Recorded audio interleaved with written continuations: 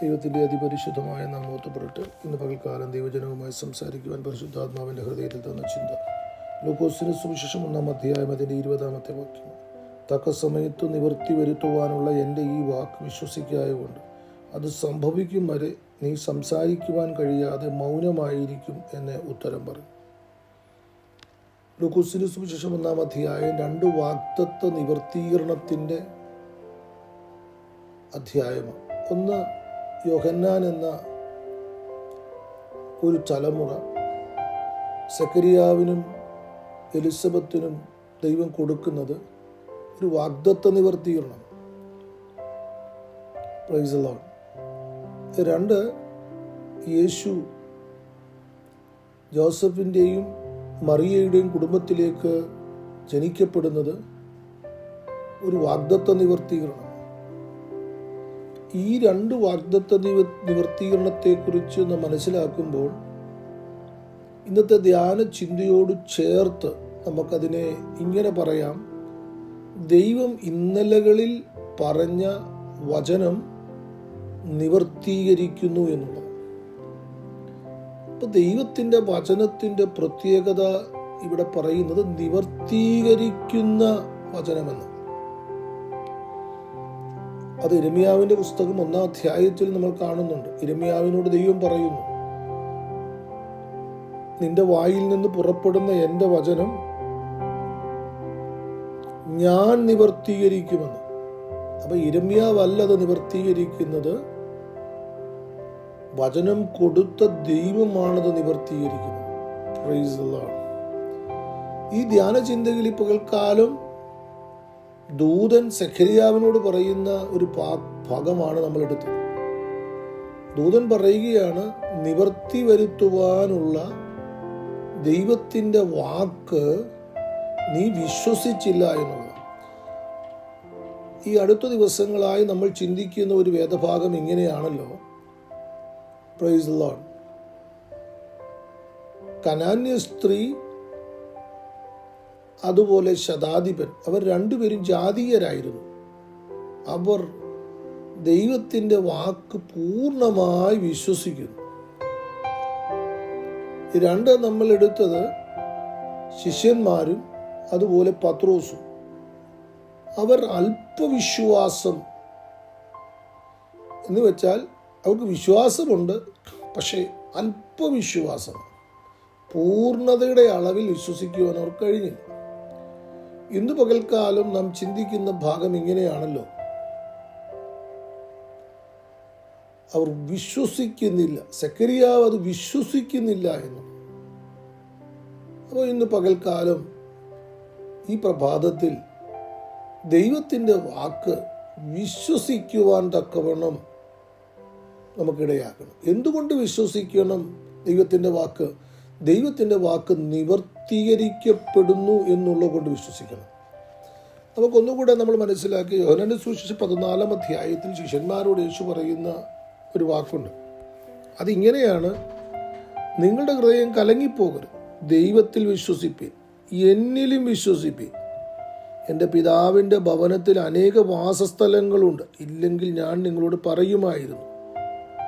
ഞാൻ നിങ്ങൾക്ക് സ്ഥലം ഒരുക്കുവാൻ പോകുന്നു. ഞാൻ പോയി സ്ഥലം ഒരുക്കിയാൽ ഞാൻ ഇരിക്കുന്ന ഇടത്ത് നിങ്ങളും ഇരിക്കേണ്ടതിന് പിന്നെയും വന്ന് നിങ്ങളെ എൻ്റെ അടുക്കൽ ചേർത്തുള്ളൂ. അപ്പോൾ നോക്കണം, കർത്താവ് സ്തോത്രം ശിഷ്യന്മാരോട് പറയുകയാണ്, ഞാൻ പോകുകയാണ്. ഞാൻ പോകുന്നത് എൻ്റെ പിതാവിൻ്റെ ഭവനത്തിൽ അനേക വാസസ്ഥലമുണ്ട്. എന്നാൽ ആ വാസസ്ഥലത്തേക്കല്ല, മറ്റൊരു സ്ഥലം ഞാൻ നിങ്ങൾക്ക് വേണ്ടി സ്ഥലം ഒരുക്കി നിങ്ങളെ എൻ്റെ അടുക്കൽ കൊണ്ടുപോകും. Price the Lord. അതുകൊണ്ട് അത് നിങ്ങൾ വിശ്വസിക്കണം. യേശു പറയുകയാണ്, നിങ്ങൾ ദൈവത്തിൽ വിശ്വസിപ്പീൻ, എന്നിൽ വിശ്വസിപ്പീൻ. എന്നുവെച്ചാൽ ഞാൻ പോകുമ്പോഴത്തേക്ക് ഞാൻ ഈ പറഞ്ഞ കാര്യങ്ങളെല്ലാം അങ്ങ് മറന്നു പോകരുത്. ഞാൻ പോകുന്നത് ഒരു സ്ഥലമൊരുക്കുവാണ്. വീണ്ടും മടങ്ങി വരും. സ്തോത്രം. മടങ്ങി വന്ന് നിങ്ങളെ എൻ്റെ അടുക്കൽ ചേർത്തുകൊള്ളും. ദൈവമക്കളെ ഇത്ര വലിയൊരു പ്രത്യാശയ്ക്ക് വേണ്ടി കാത്തിരിക്കുന്നവരെന്നാണ്. അപ്പൊ കർത്താവ് പറയുകയാണ്, ദൈവത്തിൽ വിശ്വസിപ്പീൻ, എന്നിൽ വിശ്വസിപ്പീൻ. Hallelujah, hallelujah. ഇന്ന് പകൽക്കാലം നമ്മുടെ കർത്താവിന്റെ വാക്കിൽ വിശ്വസിക്കുന്നതിന്റെ കാരണം ആ വാക്കുകൾ നിവർത്തീകരിക്കപ്പെടേണ്ട വാക്കാണ്.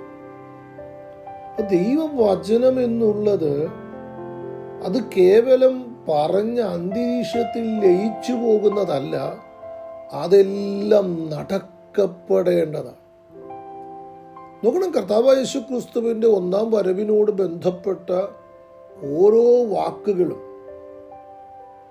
പ്രൈസ് ദി ലോർഡ്, യേശുവിന്റെ ശിഷ്യന്മാരും സ്തോത്രം സുവിശേഷകന്മാരുമൊക്കെ അത് കോട്ട് ചെയ്ത് പറയുകയാണ്, ഈ വാക്ക് യേശുവിൽ നിവർത്തീകരിച്ചുവെന്ന്. ശ്രദ്ധിച്ച്, അപ്പൊ യേശു ചെയ്ത ഓരോ കാര്യങ്ങളും ഇന്നലകളിൽ പ്രവാചകന്മാർ യേശുവിനെ കുറിച്ച് പറഞ്ഞത് യേശുവിൽ നിവർത്തീകരിക്കുക. Hallelujah, praise the Lord. അതുകൊണ്ട് ഇന്ന് പകൽക്കാലം ദൈവവചനം കേൾക്കുവാൻ നമ്മൾ ആഗ്രഹിക്കുമ്പോൾ, ദൈവവചനം നമ്മൾ ശ്രദ്ധിക്കുമ്പോൾ, ആ വചനത്തിൻ്റെ പ്രത്യേകത എന്നുള്ളത് നിവർത്തീകരിക്കുന്ന വചനമാണ് നാം കേൾക്കുന്നത്. കേവലം അന്തരീക്ഷത്തിൽ അലിഞ്ഞു പോകുന്ന വാക്കുകളല്ല.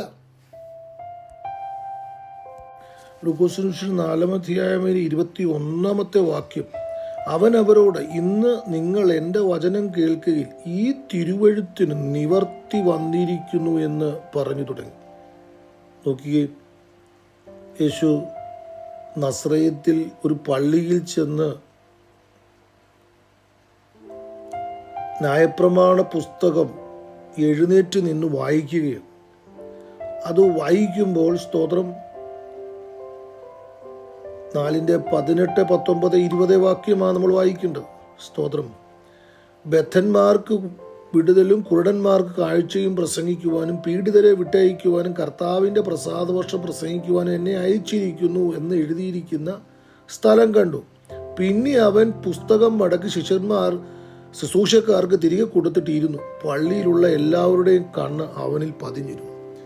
അപ്പോൾ കർത്താവായ യേശു ക്രിസ്തു യെശയ്യാ പ്രവചനത്തിൽ പറഞ്ഞിരിക്കുന്ന ഒരു വേദഭാഗം വായിക്കുകയാണ്. അത് വായിച്ചിട്ട് യേശു പറയുന്ന പദമാണ്, സ്തോത്രം, ഇന്ന് ഈ തിരുവെഴുത്തിന് നിവർത്തി വന്നു.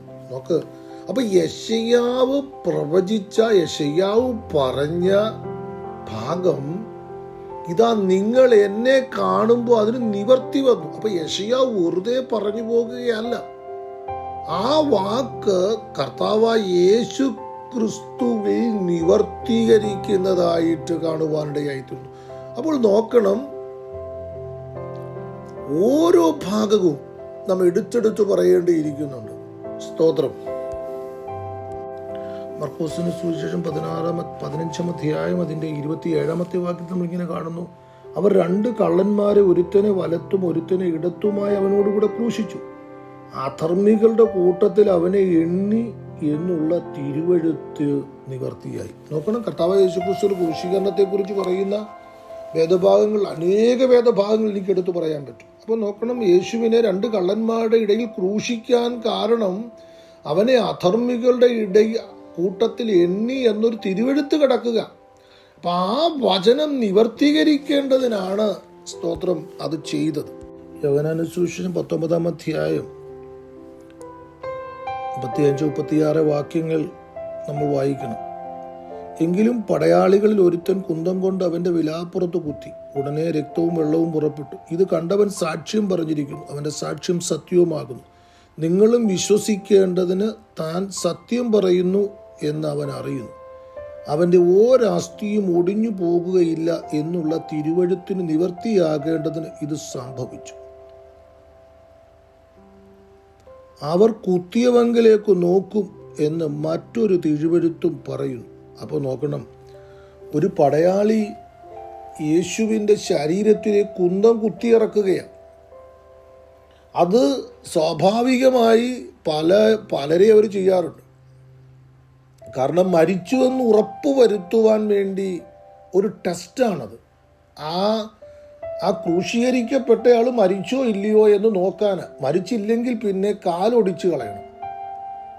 അപ്പം എന്നാൽ യേശുവിനെ ആ കുന്തം കൊണ്ട് കുത്തുമ്പോൾ രക്തവും വെള്ളവും കൂടെ പുറപ്പെടുകയാണ്. അങ്ങനെ രക്തവും വെള്ളം കൂടെ പുറപ്പെടുമ്പോൾ അതിൻ്റെ അർത്ഥം ആ വ്യക്തി മരിച്ചു എന്ന. പക്ഷേ കാലൊടിക്കാതെ സ്തോത്രം യേശു മരിക്കുവാൻ കാരണം അവിടെ പറയുന്നു അവൻ്റെ അസ്ഥികളൊന്നും ഒടിഞ്ഞു പോകുകയില്ല എന്നുള്ള തിരുവെഴുത്ത് നിവർത്തി വരേണ്ടതിനാ. അപ്പോൾ കുന്തം കൊണ്ട് കുത്തിയത് എന്തിനാന്ന് ചോദിച്ചാൽ അവർ കുത്തിയവങ്കലേക്ക് നോക്കുമെന്നൊരു പ്രവചനമുണ്ട്. അതും നിവർത്തി വരണം. അപ്പം നോക്കണം, ഒരു പടയാളി ചുമ്മാതെ കുത്തുകയല്ല. ഒരു പടയാളി ഒരു കുന്തം കൊണ്ട് യേശുവിനെ കുത്തുമ്പോൾ അയാൾക്കത് സ്വാഭാവികമായ ഒരു കുത്താണ്. പക്ഷേ നമ്മൾ മനസ്സിലാക്കേണ്ടത് ആ കുത്ത് പ്രവചന നിവർത്തീകരണമായിരുന്നു. ദൈവത്തിൻ്റെ വാക്ക് നിവർത്തീകരിക്കേണ്ടതിനു വേണ്ടി ആ പടയാളി ആ കുത്തുകുത്തിയത്. Praise the Lord. കുത്തിയവങ്കിലേക്ക് നോക്കുമെന്നുള്ള ആ പ്രവചനം നിവർത്തീകരിക്കണം, ആ വാക്ക് നിവർത്തീകരിക്കണം. Praise the Lord. നോക്കണം, യോഹന്നാൻ സുവിശേഷം 19-ാം അധ്യായത്തിൽ തന്നെ അനേക പദങ്ങൾ അതിനോട് ചേർത്ത് പറയാൻ എൻ്റെ ഹൃദയത്തിൽ എൻ്റെ പ്രേരണ വന്നിരിക്കുന്നു എന്നുള്ളത് കൊണ്ട് ഞാൻ ആ ഭാഗം കൂടി ഒന്ന് പറയുവാൻ ആഗ്രഹിക്കുന്നു. അതിനുശേഷം സകലവും തികഞ്ഞിരിക്കുന്നു എന്ന് യേശു അറിഞ്ഞിട്ട് തിരുവെഴുത്ത് നിവർത്തിയാകുമെണ്ണം എനിക്ക് ദാഹിക്കുന്നു എന്ന് പറഞ്ഞു. അപ്പൊ യേശു ദാഹിക്കുന്നു എന്ന് പറഞ്ഞതുപോലും തിരുവെഴുത്തിൻ്റെ നിവർത്തീകരണമാണ്. സ്തോത്രം. സങ്കീർത്തനം 69 സ്തോത്രം. അവിടെ അടുത്തത് നമ്മൾ കാണുന്നത് സ്തോത്രം ഇങ്ങനെയാണ്: യേശു പുളിച്ച വീഞ്ഞു കുടിച്ച ശേഷം നിവർത്തിയായി എന്ന് പറഞ്ഞ് തല ചായ്ച്ച് ആത്മാവിനെ ഏൽപ്പിച്ചു കൊടുത്തു. നോക്കണം, ദൈവത്തിൻ്റെ വചനങ്ങൾ നിവർത്തീകരിക്കുന്നത്, പൂർത്തീകരിക്കുന്ന, അതാണല്ലോ നമ്മുടെ ചിന്ത. ഇപ്പൊ കർത്താവായ യേശു ക്രിസ്തുവിൻ്റെ ജനനം, പ്രൈസ് ദി ലോർഡ്, വളർച്ച, യേശുവിൻ്റെ ഹല്ലേലൂയ ക്രൂശീകരണം, ഇതെല്ലാം യേശു പറയുന്ന വാക്കുകൾ ഒക്കെ നമ്മൾ പഠിക്കുമ്പോൾ സ്തോത്രം തിരുവെഴുത്തുകളുടെ നിവർത്തീകരണങ്ങൾ, ഇന്നലെ യേശുവിനെ കുറിച്ച് പറഞ്ഞ വാക്കുകൾ ഹല്ലേലൂയ യേശുവിൻ്റെ ഓരോ പ്രവൃത്തിയിലും നിവർത്തീകരിച്ചു വരുന്നു. അപ്പോൾ ഈ പകൽക്കാലം സ്തോത്രം ദൈവത്തിൻ്റെ വചനം നിവർത്തീകരിക്കുന്ന വചനമാണ്. ആ വചനം നാം വിശ്വസിക്കുക എന്നുള്ളത്. അപ്പോൾ വചനം കേൾക്കുമ്പോൾ നാം മനസ്സിലാക്കേണ്ടത് ഇത് നിവർത്തീകരിക്കുന്ന വചനമാണ്, ഇത് പൂർത്തീകരിക്കുന്ന വചനമാണ്. അതുകൊണ്ട് ഇന്ന് പകൽക്കാലം യോഹന്നാൻ സുവിശേഷം 14-ാം അധ്യായത്തിൻ്റെ ഒരു പദം കൂടെ പറഞ്ഞ് നമുക്ക് പ്രാർത്ഥിക്കാം. കർത്താവ് പറഞ്ഞു, ഞാൻ വീണ്ടും വരും. നാം വിശ്വസിക്കണം. ഹല്ലേലൂയ. വരവിനായി കാത്തിരിക്കണം. ഹല്ലേലൂയ. 1-ാം വരവിങ്കിൽ കർത്താവിനോട് ബന്ധപ്പെട്ട് പറഞ്ഞ വാക്കുകളെല്ലാം നിവർത്തീകരിച്ചുവെങ്കിൽ കർത്താവിൻ്റെ വീണ്ടുമുള്ള വരവും നിവർത്തീകരിക്കുന്ന വചനം. അതിനായി നമുക്ക് കാത്തിരിക്കാം. ഹല്ലേലൂയ. വിശ്വസിക്കാം. ഹല്ലേലൂയ.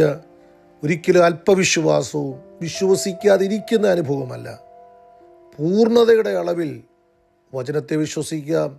കാരണം അത് നിവർത്തീകരിക്കേണ്ട വചനമാണ്, അത് നിവർത്തീകരിക്കുന്ന വചനമാണ്, അത് പൂർത്തീകരിക്കുന്ന വചനമാണ്. അതിനായി സ്തോത്രം. ഹല്ലേലൂയ. നമ്മെ തന്നെ ഒന്ന് സമർപ്പിക്കാം. പരിശുദ്ധനായ ദൈവമെന്നിച്ചനായ കർത്താവേ, നിവർത്തി വരുന്ന വചനത്തെ വിശ്വസിക്കുവാൻ ജനഹൃദയത്തിന് കർത്താവ് കൃപ കൊടുക്കണം. ഈ വചനം അതിന് കാരണമാക്കണം. ഈ പ്രഭാതത്തിൽ ജനത്തോട് പറഞ്ഞ വചനം നിവർത്തീകരിക്കുന്ന വചനമാണ്. അത് വിശ്വസിക്കാതിരിക്കുകയോ അല്പവിശ്വാസത്തിലാകുകയോ അല്ല, പൂർണ്ണതയുടെ അളവിൽ വിശ്വസിക്കുന്ന ഒരു അനുഭവം ജനത്തിന് കൊടുക്കണം. അല്ലെങ്കിൽ മൗനതയിലേക്ക് പോകും എന്നൊരു തിരിച്ചറിവും കൊടുക്കുന്നത് ഓർത്ത് സ്തോത്രം. കർത്താവ് ഈ വചനം ജനത്തിന് അനുഗ്രഹമാക്കി തീർക്കണം. സകലവും ഞങ്ങൾക്ക് ആഴ്ച ക്രിസ്തുയേശുവിന്റെ ധന്യമുള്ള നാമത്തിൽ പ്രാർത്ഥന ദയവായി ശ്രവിക്കണേ സ്വർഗീയ നല്ല പിതാവേ. ആമേൻ. അനുഗ്രഹിക്കപ്പെട്ടൊരു ദിനം ദൈവജനത്തെ. Have A blessed day. God bless you.